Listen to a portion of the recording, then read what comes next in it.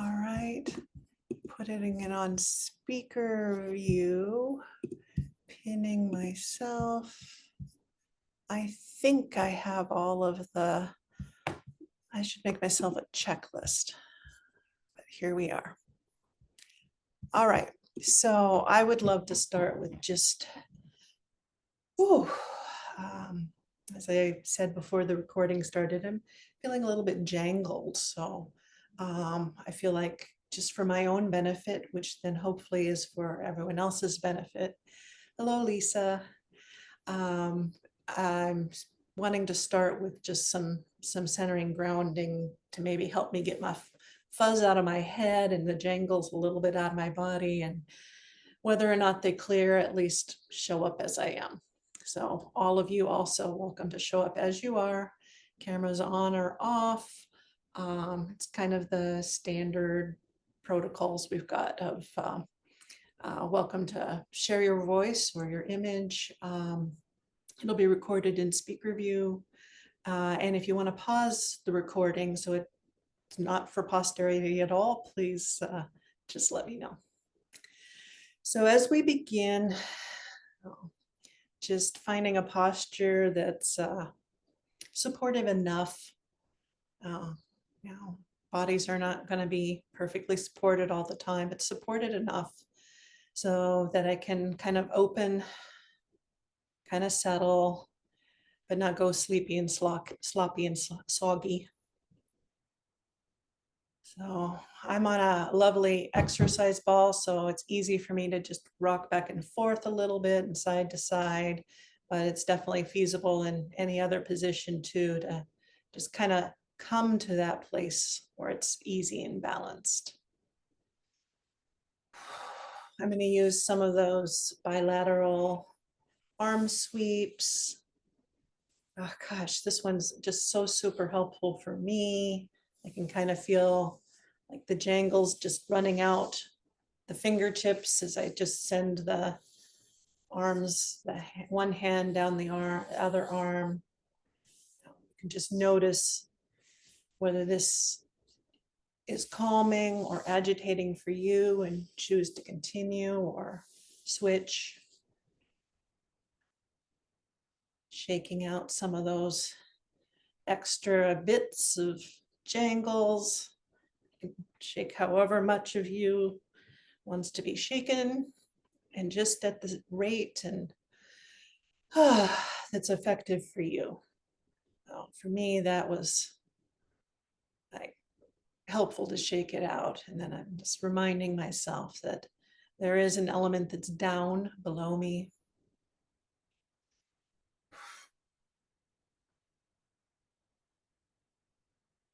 And then just letting there be a little silence.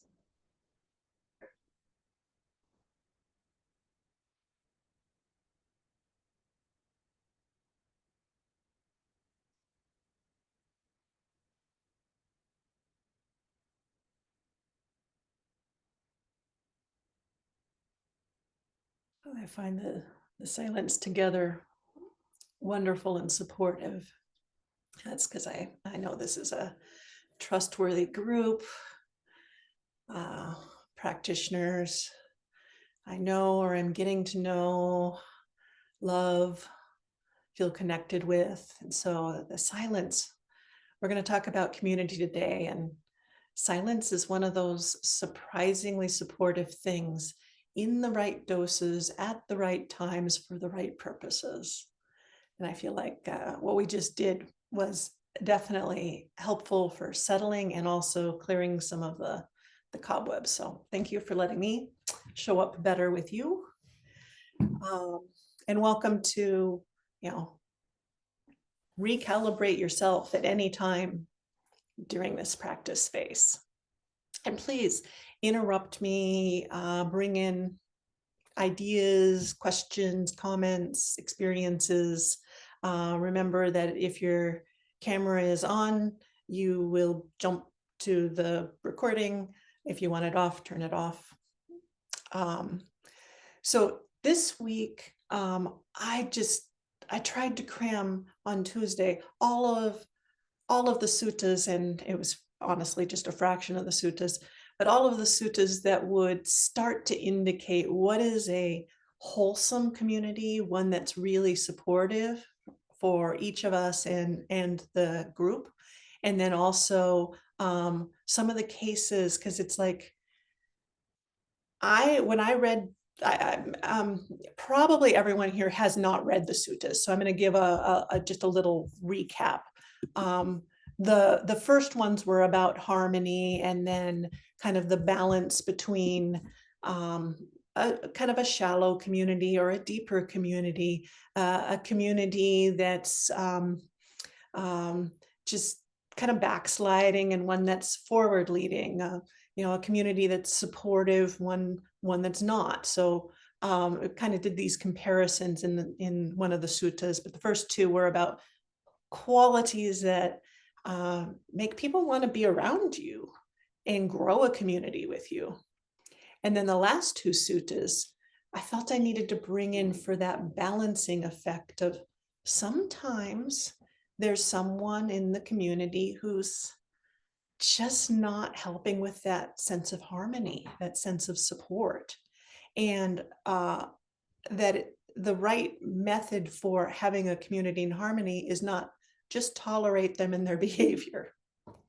And honestly, when I read those suttas, there was a little part of me that's like, shouldn't we just get along with everyone? This is my stance and background. Shouldn't we just include them and put up with it? And the answer from the Buddha was no. No, you do get to evaluate and say, our community system for the harmony we want, we are going to ask you to leave. And we're not going to cover the methods for asking to leave, but the body state.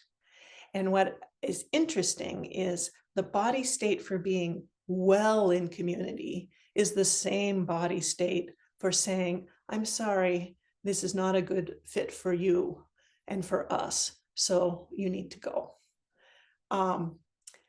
Even saying it, I do find a little bit of like, ouch, because I have no wish ever to exclude from my heart. And I think where this teaching goes is you are not excluding from the heart, but you are excluding from the daily operations. So that's jumping ahead to the, I just saying it up front, because if we don't get to it, this actually is material that gets to the hard stuff too. So let's start with the first sutta, which is one of my absolute favorites. And it talks about three friends. They're family members too, and they're living together. They're all monastic, so they kind of have a direction that you'd hope was wholesome. And they're living together, and the Buddha comes up to them. He's just been with a community where they're fighting, and the Buddha's walked out. He's like, okay, fine. You're not going to fix this. You're not letting me help you fix this. So even the Buddha. And so the Buddha went for a very long walk. He approaches these three and he says, are you getting along? Are you getting enough to eat? Do you have a place to stay? So basic needs. And I think in some religious circles, we forget this. Like the sense of safety starts with, are you getting to eat today? Is there shelter? And then the body state that goes along with, yes, I'm fed, I'm housed, I'm clothed, I have any medicine I need. That's the starting point. And so we shouldn't discount that out in the world, that there are many people who are living with a body state that doesn't even have that. So the Buddha's starting with ground zero. Are your basic needs met? And then the next stage is getting at, how are you getting along with each other? Is it in harmony? And their reply is something that I hope we can play with today. Yes, we're living in harmony. We appreciate each other. We don't quarrel. We're blending. It says like milk and water. That analogy doesn't do anything for me. So I'm just saying blending. So it isn't that our elements are exactly the same as somebody else's. Our bodies are something, our psyche or whatever may be different, but we blend. We're able to, to be together. We look on each other with kindly eyes. And then I think that I'm fortunate to be with these companions. And then another one we'll explore is I set aside ideas of my own and go along with the ideas of others. We'll work our way up to that one. So any sense or any words or body states that anyone might want to bring in that you think fit this guideline: harmony, appreciation, blending, kindly eyes, anything to bring in before we really start to practice with maybe kindly eyes, one of my favorites.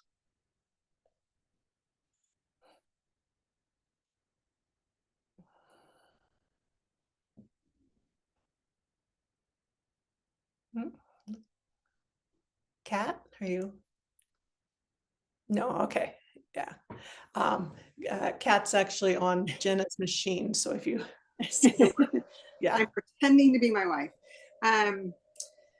Yeah, I think the feeling I get is just a kind of a warmth or a softening of the heart. Like that's kind of, the idea of living in that kind of a community just feels safe.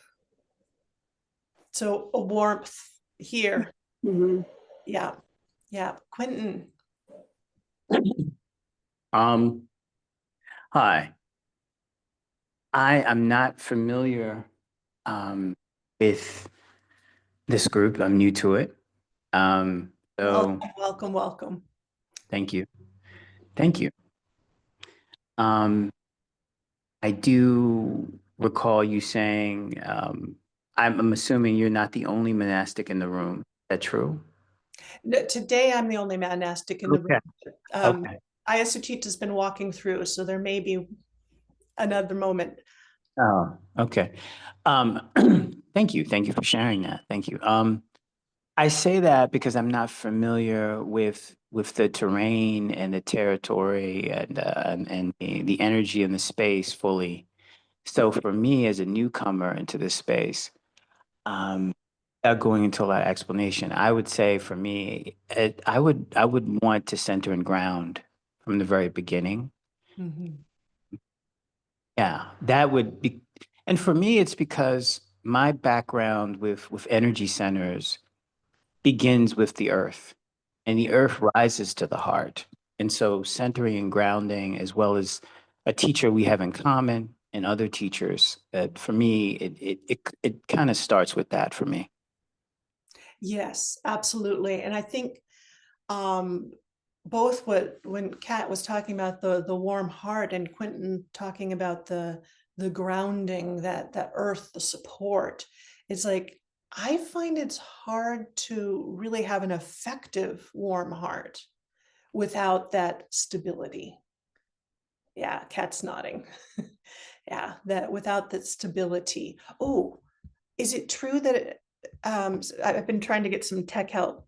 I'm allowed to put my screen into gallery view so I can see everyone and it will still record? Okay, Lisa's nodding and I'm going to do that because right now Kat's head was this big and now it's now it's a little more accessible to the body states of everyone. Thank you. Yeah, I can see the green thing around me. Yeah, this is a low-tech program as far as competence, and that's just the way it is. So that grounding, we can even do that together. Now, I've lost it in tech land for a moment there. Feeling that there is a ground beneath us and that it is supporting us. And from that steadiness, feeling that there's an openness around us in all directions, that there's the birds who are happily nibbling on the strawberries outside the window, I can include them.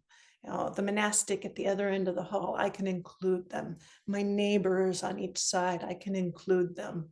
You know, the virtual world we have together, I can include that.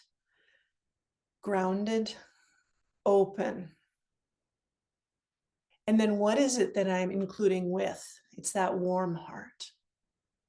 So if you have a bird or cat or squirrel or anything nearby or in imagination that is the type that will warm your heart, let that be the sense.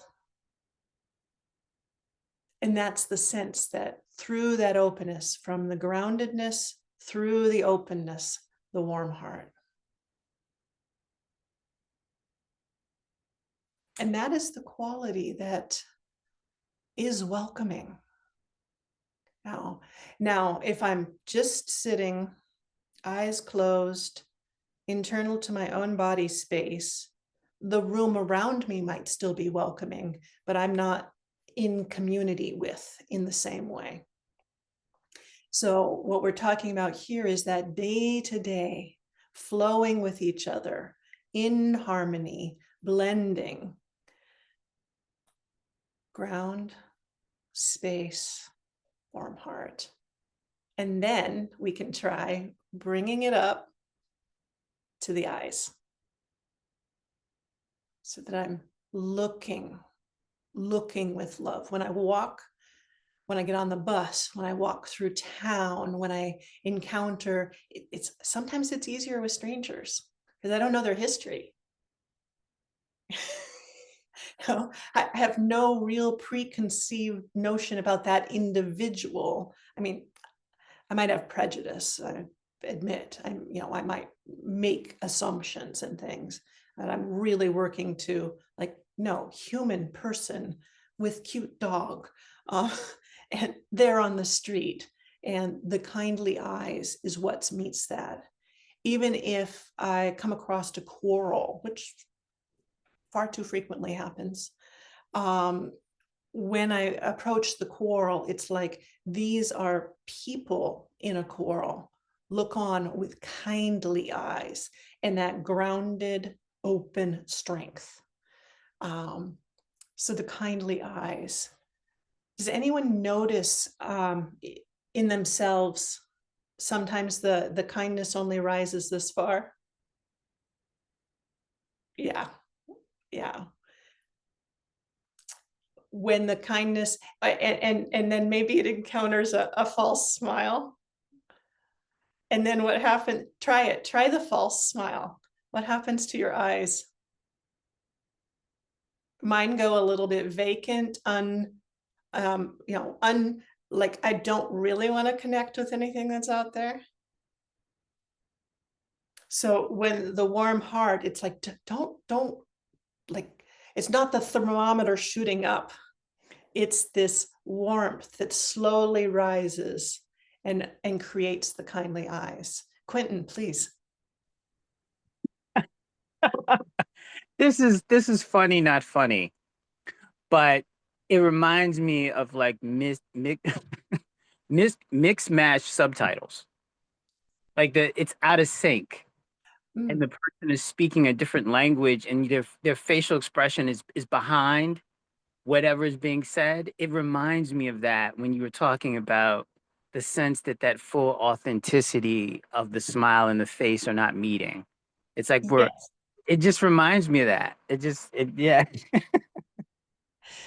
It's like the poorly dubbed. The dub and the subtitle. Yes. Thank you. I'm going to borrow that. They're all out of sync. Yeah. Oh, that's actually really, I love that. I'm going to add that word to my whiteboard. But that's a group, isn't it? In sync. Oi. But it is. I think I was so emotional about it, visualizing it. Yeah. And yes, all of that is out of sync, and it's a comedy too. it's and so it's meant to make people laugh, but or make people to help them connect with their heart, but they're just left thinking about what's happening. Right. Well, and when I'm in that recipient position of I'm reading different body language cues and the conversation, or there's a part that's like maybe the head is leaning in, but the body is closed. You know, they've read some manual of I'll look connected if I lean in. Do I look connected? And the connection's got to come from ground, space, warm. Yeah, and that's what the qualities of the welcoming community are. Do people have a sense of having felt that, or they're able to feel it at this moment? I don't want to go on to like how we move through the relationships if we don't have that sense. Are there any questions or comments or alternative ways? Let's see. Oh, putting on a mask, armor, and withdrawing attention and connection. Yeah, and that can be our literal mask, you know. I'm not really protecting myself from the virus out there. I'm protecting myself from you having to see what I'm actually saying with my mouth right now. You know, because you can only hear the words, you can't see the purse or the pucker or the smile. I actually loved the beginning of COVID because I loved to go out on for the monastic, it would be on alms around out into the street. And I was always so happy. I wanted to have this big smile on my face. And some of my teachers are like, tone it down. And so we got to put the masks on and I could just smile away. So it can go either way, but the mask still was hiding. It was out of sync with, you know, the other people in the line there. Yeah, fake smile equals a mask, that too. So physical mask or just, it's all good. Nothing wrong here. Yeah, we're all in harmony, aren't we? Can you hear that, how that fake smile changes the tension in my vocal cords? And it, you know, so folks, we're still communicating. We're communicating the underlying disposition towards the people we're with, whether or not we're putting on the smile and the, yeah, you know, fluffing up the hair and whatever. I'm all happy and alert, but not. Quentin.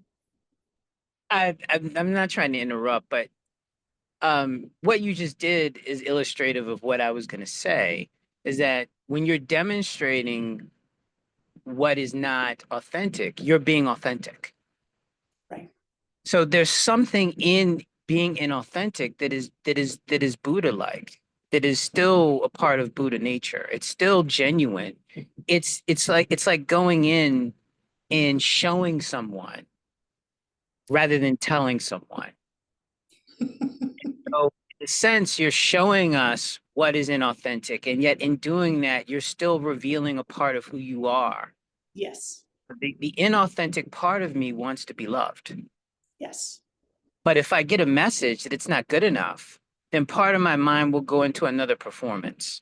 Yes. I've got to be authentic for them because they can't accept me in this position, rather than, okay, let me just show this person what communicates something that has no duality or opens me up to being one pointed and fully committed and fully present Yes.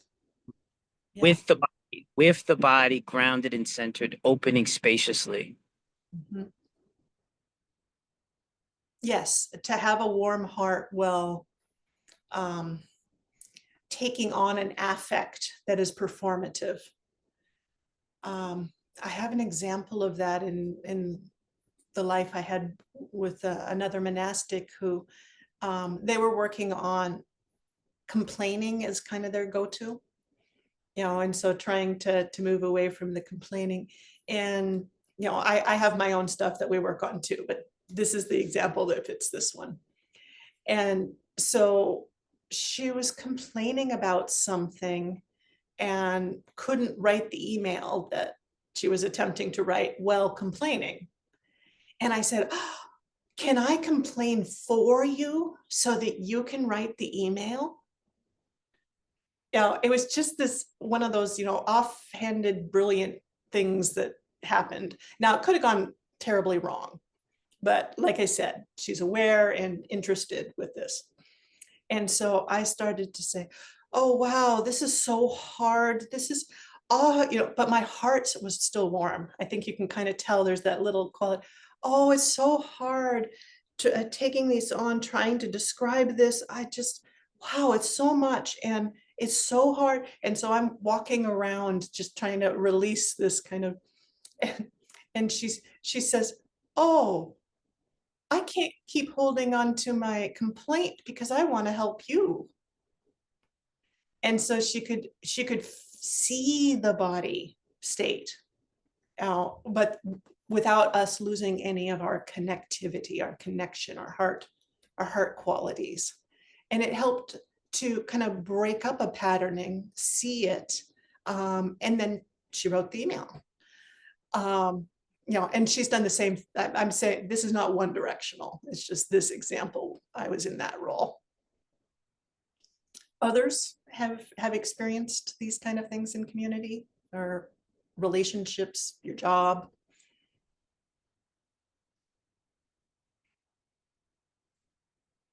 Yeah.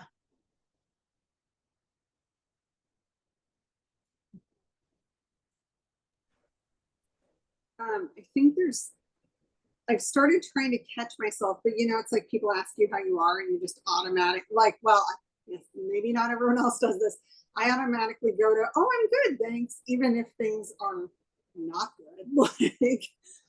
and I don't know if it's a people pleasing habit or if it's just nobody is going to want to hear about everything that's happening in your life. So just, kind of move on. And I'm trying to be better about because it's not true. I'm not meaning to lie, but it's, it's just kind of a pleasantry that has stuck around. And so I'm trying to get better about just saying, oh, I'm hanging in, because I feel like that's also things people say that you can kind of be like, oh, okay, without having to get into it. But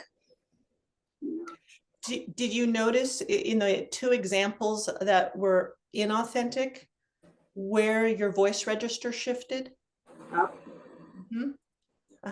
And did anything else happen in your body when you did that? I think there's always a little bit of a clench. Even if I don't know, I might not notice it at the time, but I feel like being inauthentic, there's a tightening. Yeah, there is for me. That's my experience of it is there's a tightening, a kind of dissociation, and it's like, I'm just gonna perform here. And my general response to how are you is well enough.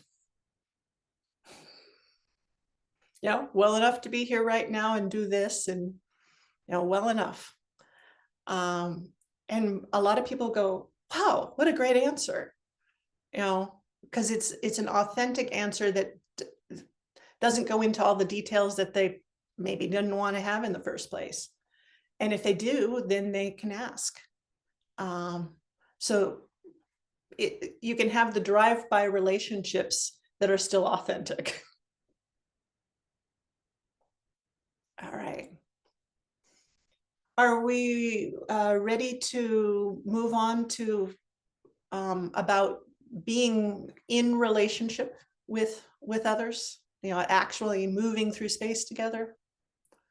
Okay, so again, remember, ground, open, spacious, warm heart. So in this same story from the Sutta, the Buddha goes on to ask, well, how do you get along in harmony? It's not just, okay, pretty words, but what are the body actions that you do that create this harmony and blending that you've mentioned? And they actually have some habits of the community, Oh, well, we go out to receive our meal, and whoever comes back first sets up the seats and, sets the table, whatever is the equivalent for modern day, sets the table. And then as we come back, we eat the meal, and whoever comes back last, if there's leftovers from the others, they can eat it, or they're the one who takes the remains and takes it out away from where it would be a pollutant, and shares it with the animals or with other people. So they kind of have this system of what their daily flow is, so they don't have to have this. I don't know if you've ever been in a space, like if you're setting up for a community potluck or something, and you've done this every week for weeks, but still the same conversation. Should I put the rice pot here? It's like I take it still as a love language. They're trying to connect, but I feel in Mia, is that necessary? The rice pot has gone there every week. And so we can notice, oh, ground, open, warm the heart. Yes, that's a really lovely spot to put the rice pot.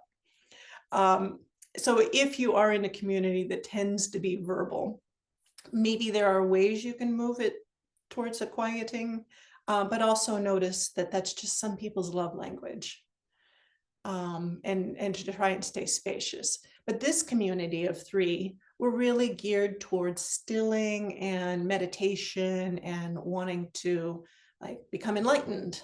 And then from there they would share, but right now they're in this stage of development. And so they have this way of making sure the space around them is actually in harmony with their goal.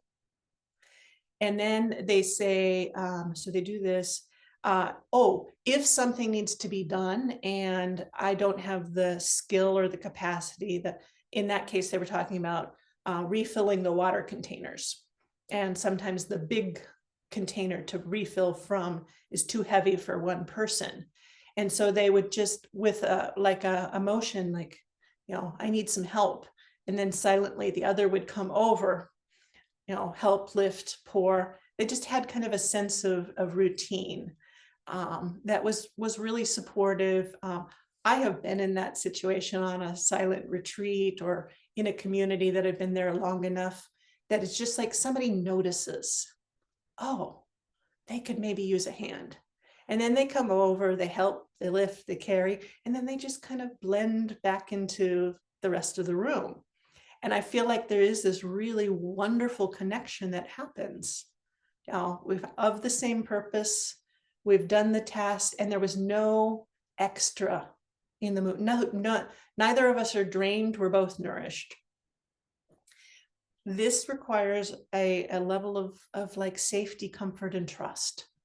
And so many communities, we really still have to focus on, yes, I love where you're putting the rice pot. And to make sure that we have that same quality as we need it. Let's see. The big one. Wow. The second big one is to remember, gosh, I'm really fortunate. Lisa, who's on here, has a class. I am so fortunate to go to that class and be with the people in that class. And some of the people here are from there. I'm so fortunate that Karen's invited to go down, and be with your community. The food that I ate yesterday was because Kat was here and offered it. Just really that sense of good fortune to have people in community that are able to create that safety and space that we can co-regulate, and co-evolve, co-develop. So when I start to flounder, like at the beginning of this class, I said I was a little bit jangled and kind of fuzzy headed. I don't feel that way now. And why? Well, the wonderful faces I see on the screen, this gratitude and appreciation for, whoa, there are other people out there that really care about you know, the way we move in the world and making sure that we are, you know, out and in this sense of warmth. So the appreciation, I do that with my most irritating companions, and it helps turn the humor. The irritation becomes humor because I'm grounding it in the appreciation of all their actual wonderful qualities and the space we're creating together. And then that last one is the biggie. Setting aside what I want to do for what the other wants to do. Now that's assuming that we do have a common like trajectory we want. But if you know, we have a pen collection and I love to have them arranged in rainbow colors, and they prefer to match them to the color pattern that's on the box. Yeah. I'm just totally making this up on the spot just because there happens to be pens in front of me. But it's like that. It's like that. And I can get this fixed view of, well, the rainbow, it shows our inclusivity, and it's, you know, I can put all this meaning into it, and they're like, it's orderly. And, you know, here's the box. If I line them up, so then it's very easy to use, I can open it up and see that the color matches the pen, you know, and we can discuss this a very, very, very long time. Or I can say, sure, I'd be happy to do it that way. Which one, you know, is likely to just keep us in good relationship? Most of the time, I can look at it and go, this doesn't really matter. Now, and then that also saves it for when there is something that is like, I really think that having a mat at the back door is important because this is a rental and the rugs are gonna, you know, we're gonna have to pay for that rug if it gets soiled if we track stuff in. And they're like, oh, but it's ugly to have a rug there. And, you know, that one I might say, I think it matters enough because we have a value of not overspending funds on something that we could avoid, to go into that conversation. And because I've let, you know, 1,000 little things go, and I'm not saying that the rug at the back door is a big thing either. The other person is also like, oh, this matters to them. Maybe it's my turn to say, sure, we'll put a rug at the back door. Have people experienced this? Is this, or, yeah. And we can try it on. So we did opinions and views last week. What's your opinion? You know, opinions aren't wrong, aren't bad. They're just, you know, just treat them as transitory. What's your opinion? Where should the pink pen go? Do you want it at the left, at the right, or I can't even, my eyes aren't good enough to know. Oh, it wants to be second in if I'm going to put the, you know. So you have an opinion as to where the pink pen goes. Here I come along, I'm putting these away and I just shove the pink pen in. Any impact on you? You have a strong view. Pink pen, it's in the wrong spot.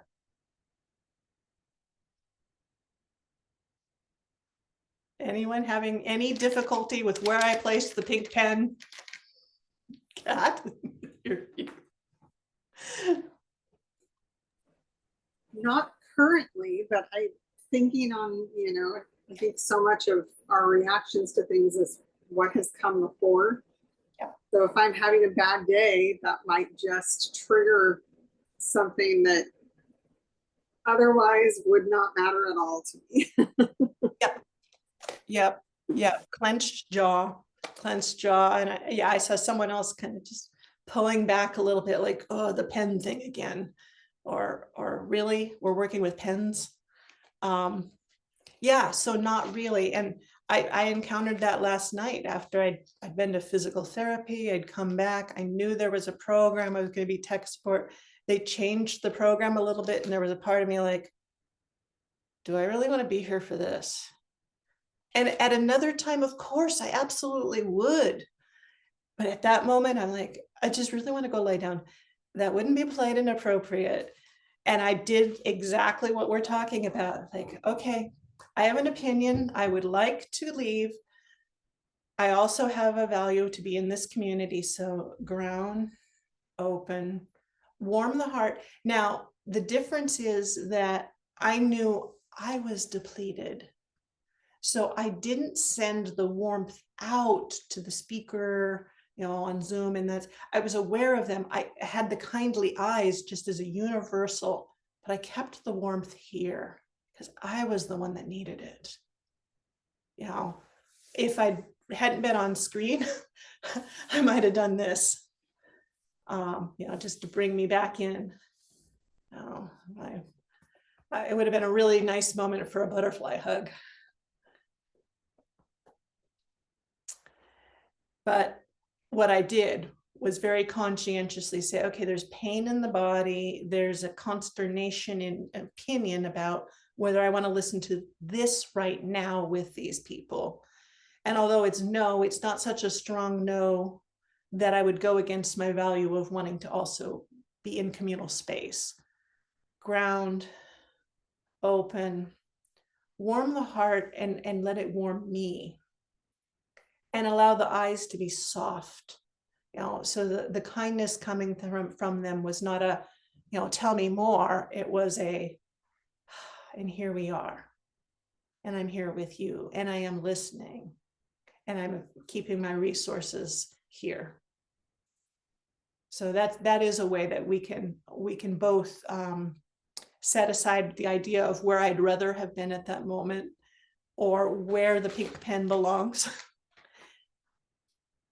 And be able to say, and then direct that warmth so that it would be nourishing here as well as there. Otherwise, if you're not in it, it's not community. It's, I think, something really important for us to remember.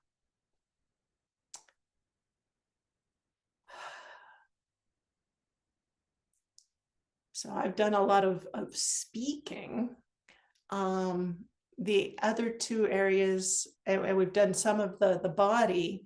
The third area, there's six qualities, and the ones we're looking at here: body, speech, and mind. That the kindness comes from body, speech, and mind. So, but body is, I don't go rearrange the pens. I let the pens be as they are. Or if I see mud has been tracked in, maybe I just go clean it up. Now, those might be body things. The mirroring of the person to help them to come into a warm state as well. Body, voice. Using the voice is not I'm fine, but yep, showing up like this right now. And then the big one, the mind. And we're talking about these things as if they're separate, but they're really, really quite connected. The mind, it's what's driving that impulse to rearrange, to critique, to hold my opinion, to verbalize it.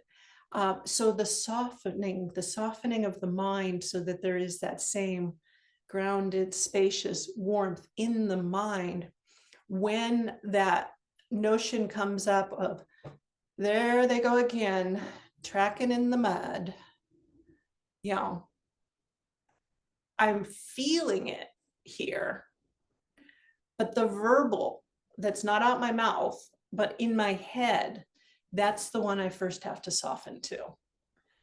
So who here has some meditation or quieting practice? Something that, yeah. Okay, so yeah, whether that's just taking the space to do like Paul Linden's 6 directions breathing, or whether that's a formal thing, or using a mantra or something to set the mind in a different direction. It's kind of that same quality mid conversation or mid interaction. It's like that same sense of calm, space, warm, stilling. I can apply to the, nom, nom, nom, nom, nom, that my mind wants to go chew on and verbalize. I can go, oh, with kindly eyes. This is my technique. I used to call myself stupid. And I would catch myself, sweetheart. So we can do the same thing with our mind state of growly, or oh, poor me, poor me. It can be, oh, sweetheart, and that will help catch and calm that mental that we talked about last week with the views and opinions and where they can run.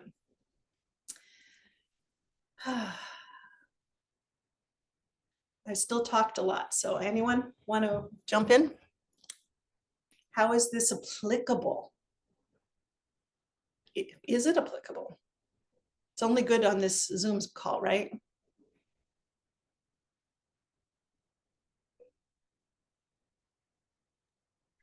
It's interesting. I think of numerous interactions where it is applicable, like it's spot on, like, because you don't see the world the same as another person does, even if you're working together and all that.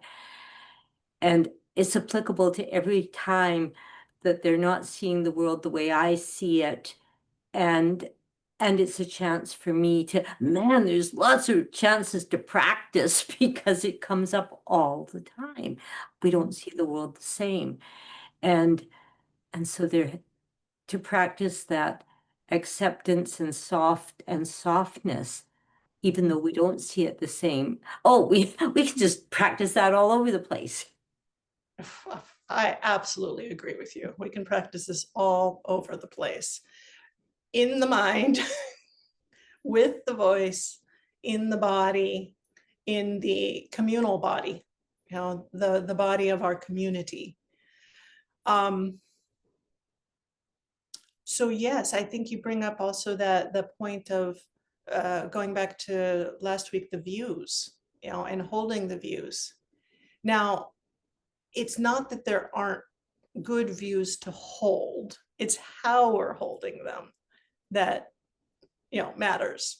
So we might have a mutual view that in general, making sure people are fed is a good thing, or in general, that people have a place to sleep, is a good thing, that there's shelter.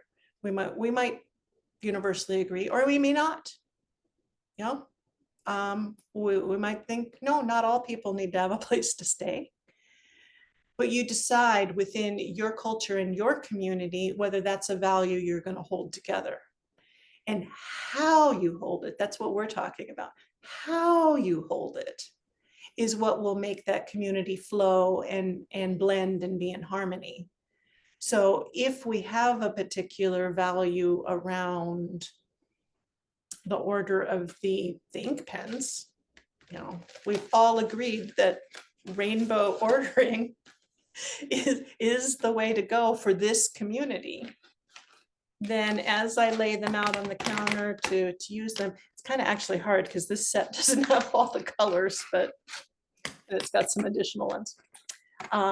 So as I lay it out, and then if we have a community member that just constantly comes along and says, no, the blue one has to be at the end. And so everyone is arranging it as a rainbow. And then this one person keeps coming along and moving the blue pen. Now, I'm picking something really, really trivial. Please, I hope your communities are not rotating around the order you place the pens on the counter. But they might revolve around, like in the monastic community, we have the deal breakers of you don't kill a human being, you, for monastics, for celibate, so you don't steal, and you don't overinflate what your actual achievements are. You know, if I were to claim I'm enlightened, I'm not claiming that. I'm enlightened, that's a deal breaker, because that's like a really huge major lie for the kind of community that I'm living in. Obviously, within whatever nation or county or country or that we're in, some of those things would be totally inappropriate. I mean, we're not going to have a next generation if we're all monastics and celibate. You know, that's not a harmful thing. I personally would love to see no killing of human beings. I think that's a wonderful value that we could universally hold. And it isn't. It is not the value in many, many, many of the nations that we're living in. So what do you do though when a member of that community is violating, you know, so in the United States, the military can go do that, but we're not supposed to kill our neighbor. You know, that's a violation of the community boundaries. And so then there's a legal procedure for the removing of someone who is killing their neighbor. Not the same punishment for the person who puts the blue pen at the end, I hope. But what do we do when we have the blue pen offender who keeps doing that? You blue pen offender, you are violating the principles of this community, and we hereby judge you. How did that land? I don't even want to unclench my arms because it kind of hurts to even just say it. Quentin. I am so really want to have a conversation with you out of the group because you've really opened up some really juicy possibilities. And I do want to say I do want to say this, your sense of humor is really helpful. And I just want to appreciate that. What I also want to say is that in that situation, I probably have an unfair stereotype of a monastic experience living together. And that's something I have to work on. Having said that, the thing about all monastics across all religions, regardless of how they're actually living, they have allowed the story of their vision and their purpose to inhabit a Buddha-like myth or story. So to the degree that even if something is not authentic in the living space with monastics of any particular persuasion, the capacity and possibility to be human in any way is there. And so I would simply say this, especially if I was talking to a monastic, I really would. I would say, cry. I would not say that to just a common person because I know the ego, the society. I would, but I might say it to a child. I might say it to a child. Do you feel like crying right now? The alternative is and I got this from NVC as well as Paul Lynn. The alternative is aggression to myself. That's what that body language you showed is. There's a repression for me of aggression. Yeah. But there are other feelings. There's sadness. There's brokenheartedness. Can you cry right now? Even if that person cannot, in a moment, can you cry? The emotion opens. The space of that emotion being given permission to feel sadness opens, rather than trying to get them to open their arms, because that could be seen as another form of aggression, another form of control. And I could also say, I don't want to cry because my ego is stopping me, but I feel like I want to cry. Yes. And that opens it up. Yeah. But it's the gentleness and the fearlessness at which you commit yourself to touching into that possibility. No plug for Lisa. But that possibility is what opens up the heart. But also, that's what people expect from monastics to do. They expect for monastics to drop that kind of jewel. And when they think they don't, whether they're priests or pastors or whatever, it's very disheartening. And yet, if I still am not inspired, regardless of their humanity, what they present at that moment, to take that inspiration of their commitment, what they're doing for the benefit of all mankind, I'm also giving aggression the type of love that allows it to be aggression. Yep. Rather than to be aggression and love and sadness and hurt, and giving space for all the voices of emotion and experience. Yeah. Yeah. We want all the pens on the table. We really don't want to leave it out. We're getting near the end, but I think there is one exercise, Quentin, that you really bring up for me. And yes, we can definitely have a powwow at another time. I love having those conversations with people, particularly with you. If you wish, you can make a fist.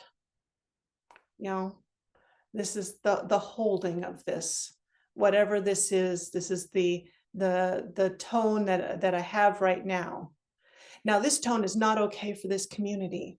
So let's try and get that to just open up. Use your other hand and try and pry that fist open, because that's not okay. You can't be angry. You can't cry. You might need to, I need to shake mine out. Yeah. Did that fist really stop being a fist? What about, okay, come back. And then fist up again. Take the other hand and just allow the fist to rest in that hand.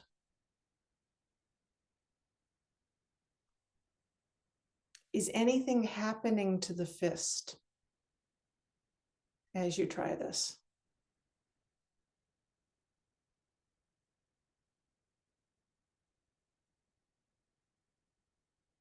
Quentin, is your hand still up, or is that an old hand? Okay, all right, great, old hand.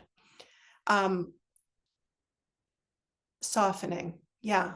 And those of you who had your fists on the screen, I could see kind of what was also happening in mine in some of them, that it began to just open a little bit. And then part of me would say, but I'm a fist. And go back to being a fist. And then if that container is still there, then eventually it still holds the fist shape, fist shape, but the fist is at least resting in the container, and it has softened a great deal. Sometimes this is not people's experience. So if you had a different experience, you can say that out loud too, if you wish. It's the most common of experiences, but it's unique. It's unique for each of us. I think my experience of it is, so I teach Tai Chi, and so a fist is very different in Tai Chi. And so I immediately, I was like, oh, wait, am I supposed to clench? Because like in Tai Chi, you don't. I mean, it's barely held together. It's very loose. So I was like, so I was kind of like, oh no, which fist do I do? Because like that, because my go-to is soft.